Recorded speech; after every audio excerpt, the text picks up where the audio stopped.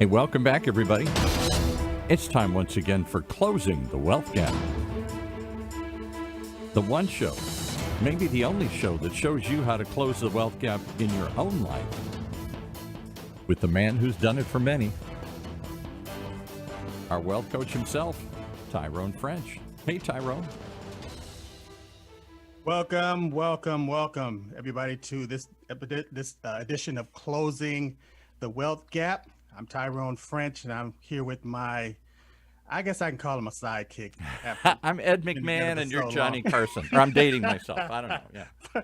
Paul Roberts. I mean, I tell you, man, I get so many emails and calls about you and your personality, and how knowledgeable you are, and how. It's just we have this balance as far as going back and forth. And they always talk about, you ask the questions that they would love to ask. It's like they're listening to the show, and all of a sudden you say exactly what they were thinking. That's my goal.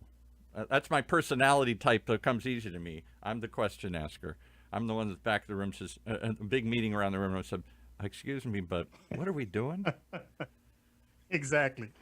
Hey, but I tell you what, a lot of things are going on in the world today. I'm getting a lot of phone calls from my clients. A lot of, people that know me know that I have an insurance company, Tyrone. Well, I'm a insurance marketer. Right.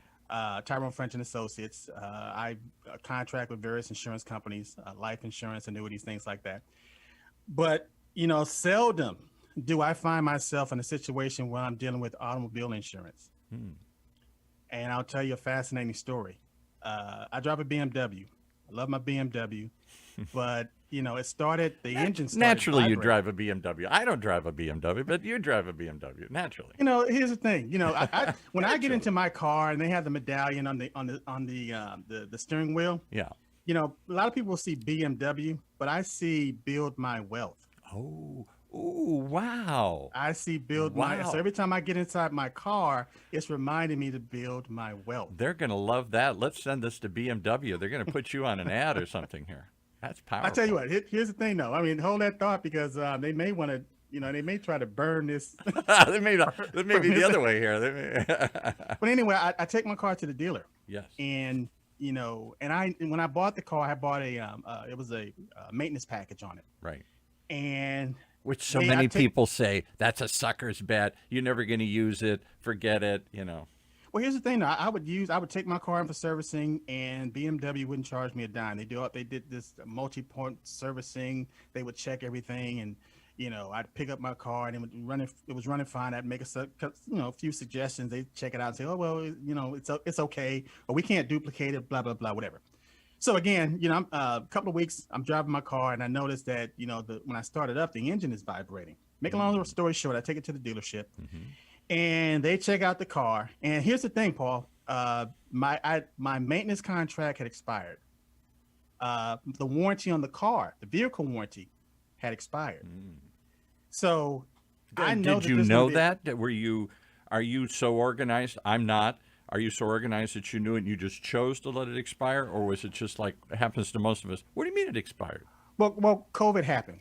Yeah. See, normally, I buy a car and then I, keep it for a couple of years, and then I buy another car. I just upgrade it, and then the maintenance plans on it, the warranties, everything transfers over, so I never have to worry about that. COVID kind of, put a halt to certain things, and I was like, well, I started, taking a look at my situation, my finances and stuff, and I started asking myself, do I really need another car right now? Right. The car was running fine, but just like Murphy's Law, whatever can go wrong. Will. So again, I had this issue with the vibrating at the engine. Take the car in. Sure enough, both motor mounts had collapsed. Ooh, ouch. That doesn't sound good. And the problem was they diagnosed the problem to whereas one day I was driving my car and I hit this pothole, a major pothole. I just thought it tore off the whole front end of the car. And so I'm like, wow, I'm glad, I'm thinking BMW engineering and stuff. The car's fine, no problem. Matter of fact, before I get in that, I'll tell another story. One day I was driving my car on the surface street, and I'm watching traffic, rear traffic and traffic in front of me, the lights changing. I'm assuming that this person's going to accelerate and go through the light. So I accelerated a little bit, to make the light as Yeah. well. Normally I don't do that, but this person decided to stop. Yeah, been there. And all of a sudden, within a split second, Paul, I had a car on the side of me, a car behind me. All of this stuff is happening in a split second. And I'm thinking, oh my God, I'm getting ready to have an accident. Now, as far as my auto insurance, I've never had an accident, never reported an accident, Wow. never been Wow. in an They accident. say every couple of years people get in an accident, minor, small, or minor, big. So it just flashed across my eyes, that my third eye, that, hey, I'm going to have this accident. How bad is it going to be? And Paul, all I knew was to hit the brakes. That's all I knew at that moment, hit the brakes. And all of a sudden, I heard these tiny explosions in my mind going on all around the car. Oh. Left axle, right, rear, whatever. Just these tiny explosions. And I gripped the steering wheel, and all of a sudden, the car stopped. The car stopped. And I could hear the little where I was really close to the car, the Yeah. buzzer. But the thing is, I wasn't in an accident. And I took my car into servicing, and they said, "Oh," and I told them the same scenario as far as the story. I said, "I knew I was in an accident. All of a sudden, I hit the brakes, and I heard these tiny explosions." And they said, "Oh yeah, that's just how the ABS works. As far as the computer automatically gives tension and releases tension on certain Right, brakes. exactly. It does it in a split second." Yeah. So that sold me on BMW as far as their performance and the Impressive. safety and the whole 9 yards. So Right. I love my BMW, but I took it into the dealership.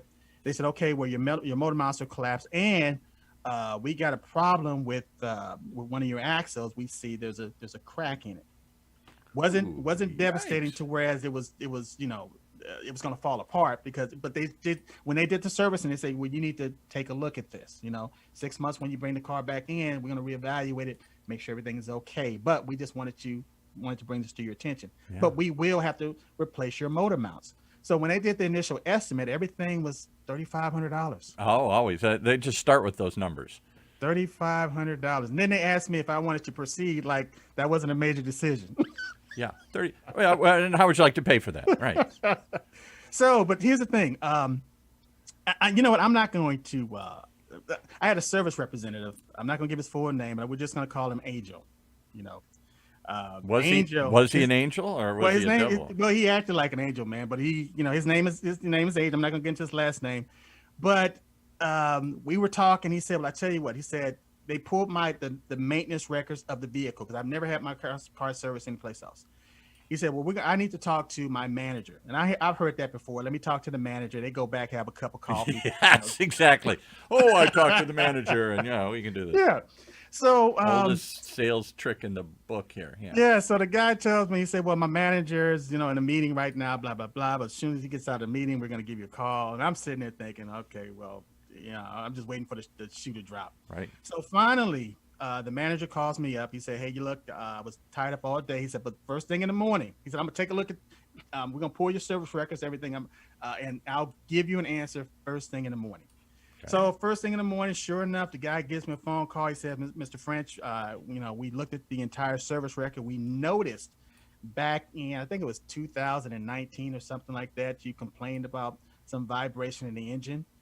He said, and they contacted BMW, and looking at the entire history of my car, they said what they're going to do is they're going to pay 75% of the maintenance, and you pay the For an other expired 20 policy here? on an expired warranty and maintenance plan. And I sat there What? with my mouth open. Yeah, I'm sitting here with my mouth open. Like, wow, I can't. But here's the thing: I had a backup, and I didn't know this at the time. But Angel had told me. He said, "Tyrone," he said, sometimes what people do is they call their auto insurance company to see if they would pay for it." And I had never heard of anything like that. You can call the auto insurance company. That's the last person I would call if I didn't have a policy. Hey, could you pay for this? But think about it. I mean, people think they have an automobile policy, and it's in case they get into a car accident. But Yeah, again, he right. said it went into one ear, out the other. But when he came back and said, he told me about the $3,500, and I was talking, and the service manager's name was, Todd, came back and said, "Okay, well, Mr. French, we're going to work with you 75%. You pay the 25." Man, that was like a big relief. And again, here's the thing, Paul. It's not. I have the money to pay for it, but why pay all of that money if you don't have to? No. That was the whole issue. That was the whole point. Right. So, um, I the get guy, that. I get that loud and clear. I get more mad over the little stuff. The waste. You know what? You know what? To me, it's waste. I don't mind if I choose to go spend $3,500 on a vacation or something. Great. If I choose to live it up and spend some money, great. But it's that unexpected thing that pops up that I wasn't planning for, Right. that I wasn't prepared for, that always ticks me off, and then somehow I feel like, whether I got it or not, what a waste. Gee, I just got this money and now I'm going to waste it. I got it. It's like it just got taken away from me. Exactly. Exactly. So again, being everybody's man, I mean, most people feel that way. I mean, so it's just common to think, hey, look, I don't, it's got to get done, got to do it, but I don't want to do it. So I had two options. I had option A and option B. So when Todd came back, service manager over Long Beach BMW came back and told me that they decided, as far as 75%, me pay 25. I was ecstatic. However, the Angel sent me an email and said, "Hey, Mr. French, we decided that because my car share was going to be $400." He said, "Well, we worked out another deal, and come to find out, we broke it down to where you're going to pay $158 out of pocket." What? And I was like, "Okay, yeah, this guy's an angel." Yeah. Why? went Everybody in the audience is asking why. Why did they bend over backwards for you? Why are they accommodating you? Why do they once they make a deal, why do they try and make it better? You're not moaning and complaining. You're not threatening them. You're not. The idea that what they told me was that based on my relationship with them and the servicing that was performed, because I never missed a service, scheduled service. They look at my car, it's immaculate. My car, it's like they can't believe how well my car is maintained. And so they took all of that into consideration and just wanted me to be a happy customer. And it was like, you're the type of person that, we want driving a BMW. I mean, you maintain the car. So you always say, we have these hidden assets. Reputation is one of them. Exactly. You were a good customer, and you didn't value that enough. They did, but you didn't immediately say, well, I'll give you the opposite story. Just a real quick one. Years and years ago, I used to have an American Express card. I'll never have an American Express card again. I thought it was cool and it was prestigious. I had an American Express card. And I think I had one of the bigger ones, the silver, platinum, or purple, or I don't know what color it was, but whatever color it was, I was impressed. Okay. It wasn't the black one that you can just buy anything, but whatever it was a cool color, and I felt cool having it. And something came up. I think I tried to make a payment, and I made the payment on the day, but it didn't get posted somehow until the next day, even though I had gone into my bank and made the payment. And so they charged me a penalty, like $30. I was so mad. I'd been a customer for 20 years. Never had a late fee, never had anything. I said, come on, I'm a good customer. Look at my record. I've run money through this thing. Take it off. Wouldn't take it off. Wouldn't take it off for love or money. And I said to the girl, I said, give me your manager. Get the manager. I said, this is ridiculous. Been a good customer. I'm sorry, sir. It's our policy, blah, blah, blah, blah. I said, but you can see I made the payment. Yeah, but it didn't go through the next day. I said, oh, come on. I said, I feel like canceling this card. She said, I can help you with that, sir. Wow. I said, that's your answer? Cancel it.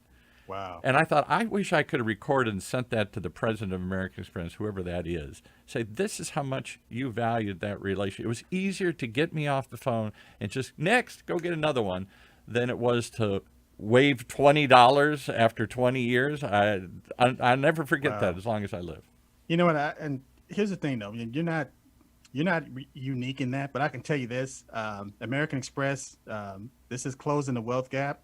So don't send me the letter. I mean, my friend Paul Roberts had that experience. So yeah, right. Send it to me. Don't send him. But I say that publicly because they should be ashamed. And I speak to a culture today where I don't think now we're talking feelings, not facts. My feelings are always hurt. I don't think my bank, my credit card, my dealer really cares that much whether they continue the relationship. They say they do, but the few times I have to bump into somebody over something, usually like a late fee or something, oh, they give me holy hell about it here.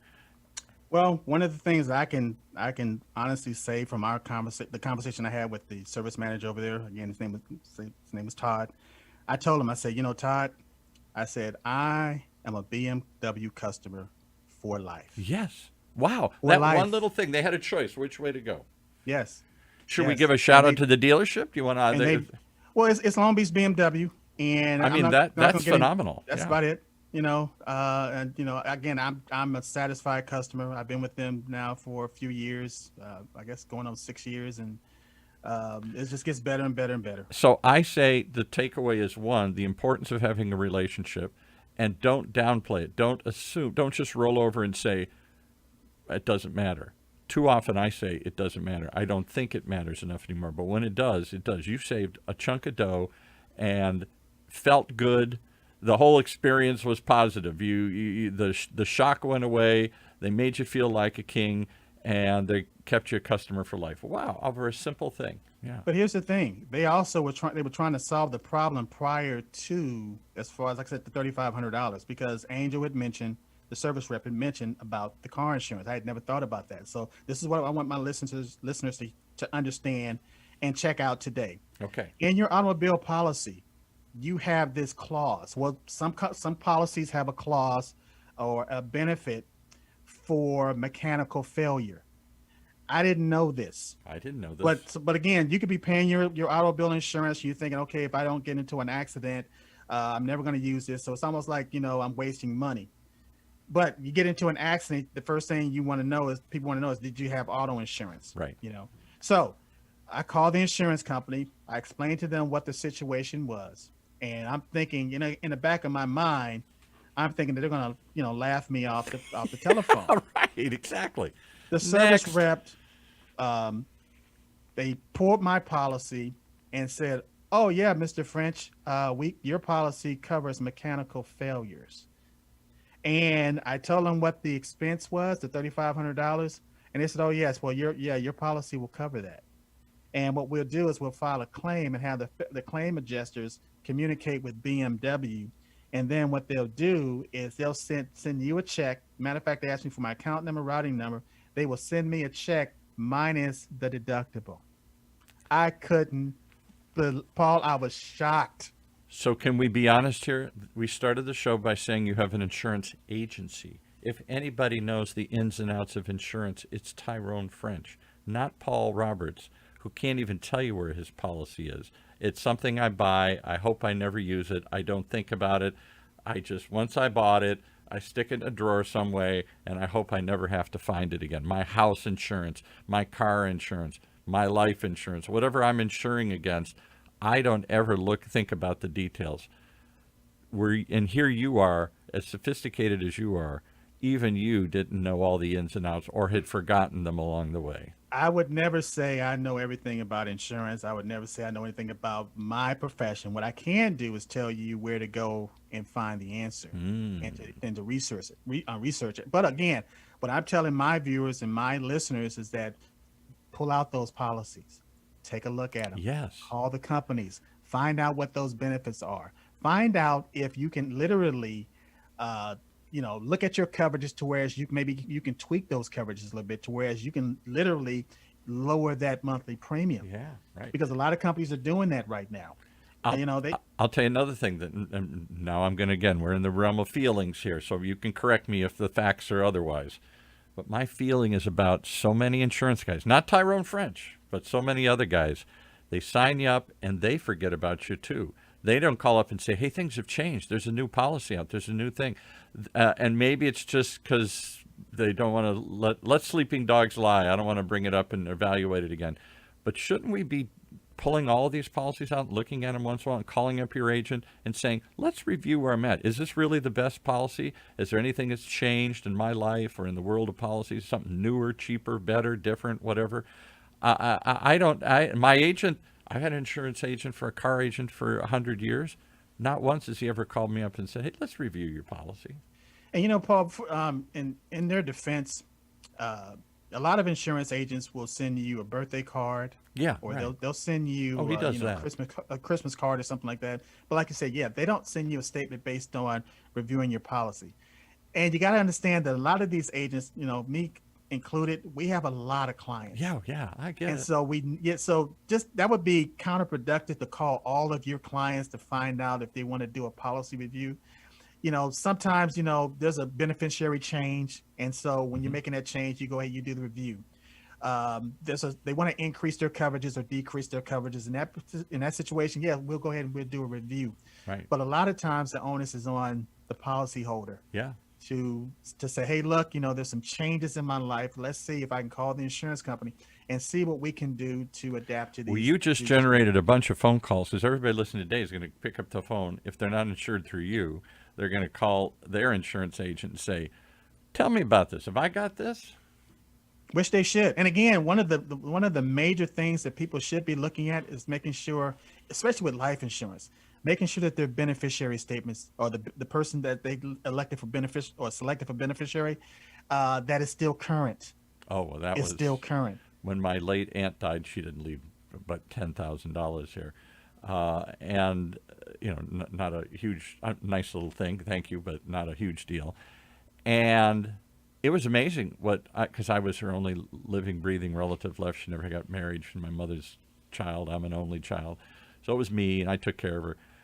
I never thought about it. She never thought about it. It was all left, in my mother's name and then my dad's name. There's a whole litany of people down the list.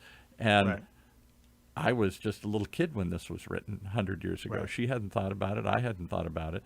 And so I had to go through, no, here's my mother's death certificate and here's my relationship. I mean, I had to go jump through all these little hoops just to get this, what would be considered a small sum in insurance world.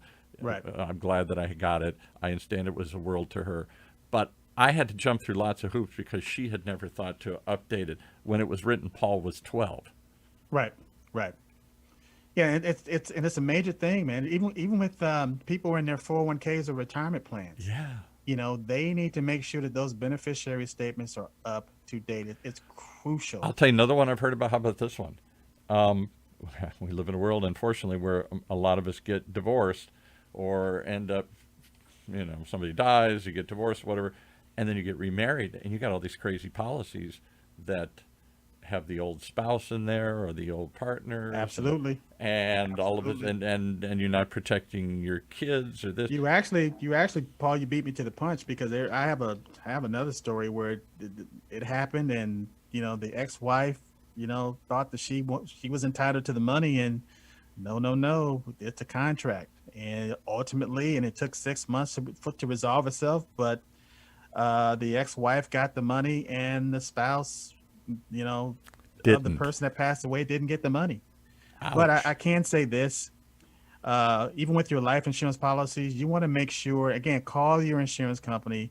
Let's say if you got a whole life insurance policy or universal life insurance policy. And I'm gonna make this quick because we run out of time. Right. But call the company and see if you have cash value in that policy. Yeah. Now, all that means is that there's a side fund, there's a reserve, a cash reserve, to whereas you can use that cash reserve for emergencies. And so I'll give you an example.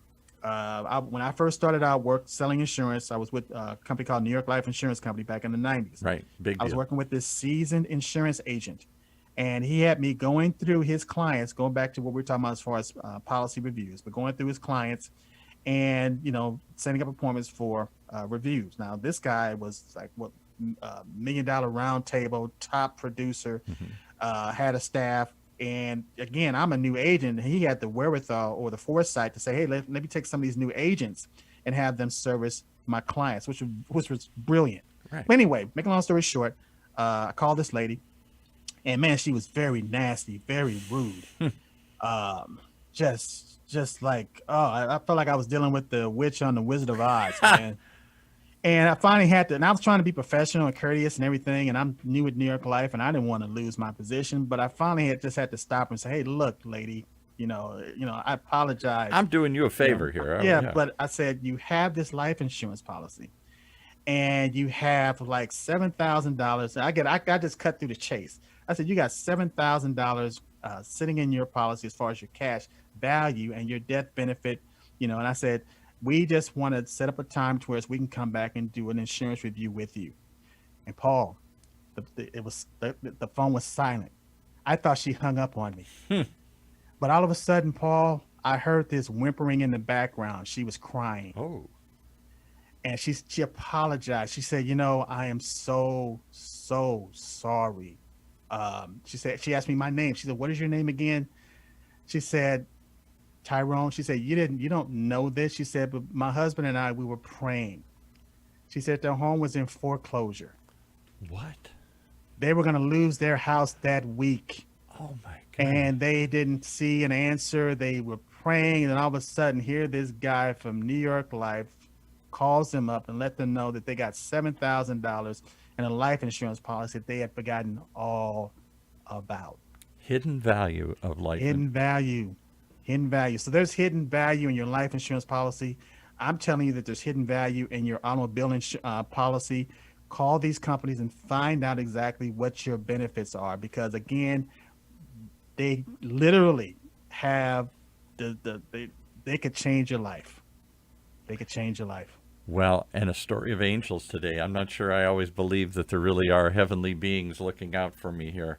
But there was one named Angel who helped you out, and you were an angel that day for this woman. That gives me chills kind of here.